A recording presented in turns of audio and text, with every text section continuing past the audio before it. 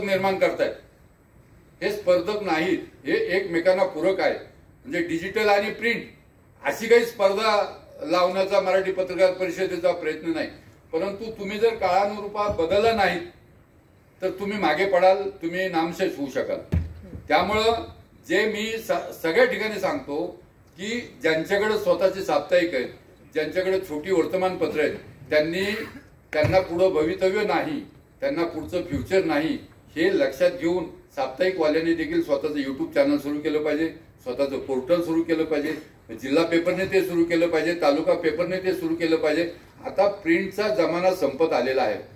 मी तर स्वतः असं म्हणेल, मी गेली 15 दिवस झालं कुठलंही सॅटेलाइट चॅनल पाहिलेलं नाही। म्हणजे इलेक्ट्रॉनिक समोर देखील हे डिजिटल माध्यमाने आव्हान निर्माण केलेलं आहे। म्हणजे सगळ्या चॅनल, मोठ्या सॅटेलाइट चॅनलची स्वतःचे YouTube चॅनल आहे, सगळ्या मोठ्या वर्तमानपत्राची स्वतःची YouTube चॅनल्स आहेत। हे गोष्ट लक्षात घ्या की मी चलता चलता जगामध्ये काय चाललंय हे मला जर दुसऱ्या मिनिटाला कळणार असेल तर माझं साप्ताहिक असं आहे, माझं छोटं दैनिक असं आहे, ते जर आपण कुरवाळीत बसलो तर मला असं वाटतं की तुम्ही स्पर्धेमध्ये टिकणार नाही आणि तुम्हाला पुढचं फ्युचर असणार नाही। म्हणून मला ज्या लोकांनी, आमच्या पदाधिकाऱ्यांनी विरोध केला त्यांना माझं सांगणे, अजूनही विरोध करतायत, त्यांना माझं सांगणे, बाबांनो तुम्हाला काळानुरूप बदलावं लागेल। तुम्ही स्वतःपुरता विचार करून जर तुम्ही संघटनेला विरोध करत असाल तर हे काही थांबणार नाही।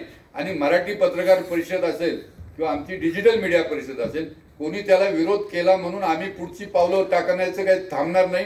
त्यांना आमच्या बरोबर येण्याचा प्रयत्न करावा लागेल। आणि जे विरोध करणारे आहेत आणि ज्यांना असं वाटतं की नाही या मला स्पर्धक येत आहे, तर त्यांनी बाजूला व्हावं सरळ। या तुम्हाला मुख्य प्रवाहामध्ये तुम्हाला जर सामील व्हायचं असेल तर ह्या प्रवाहाबरोबर चालण्याची तयारी तुम्हाला दाखवावी लागणार। म्हणून तुम्ही जो हा सोहळा इथं केलेला आहे त्यामुळे मला आणखी प्रेरणा मिळाली, मला प्रोत्साहन मिळालं ओळखुले की आता हा कार्यक्रम पिंपरी चिंचवडमध्ये जर यशस्वी होऊ शकत असेल तर तो संभाजीनगरला देखील यशस्वी होईल, तो नागपूरला देखील यशस्वी होईल, तो आम्ही इकडे कोल्हापूरला देखील घेणार आहोत। महाराष्ट्राच्या वेगवेगळ्या विभागामध्ये अशा पद्धतीची प्रशिक्षण शिबिर केवळ डिजिटल वाल्यांसाठी ती घेण्याचा आम्ही संकल्प सोडलेला आहे। आणि ती पुढच्या काळामध्ये, आता हे झालं निवडणुकीनंतरचं पुढचं शिबिर, जर अधिवेशन झालं तर त्या दरम्यान आपण हे शिबिर असं एखादं आपण संभाजीनगरला किंवा ठरेल त्या पद्धतीने घेऊ।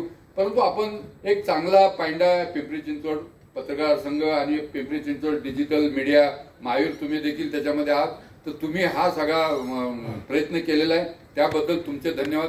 आणि पण काम करत असताना त्या पक्षात ज्या वेळेला आल्या त्यावेळेला इमानदारीनं काम करणारे आम्ही आलं काय लक्षात। आम्हाला वाटलं होतं की आमचा संसार चांगला झालाय, रामपाटलासारखा माणूस अध्यक्ष आहे, आता आमचं बरंच चालतं। आता श्रेष्ठीला काय माहित होतं काय नाही आम्हाला माहित नाही, पक्षामध्ये खूप बदल झाले।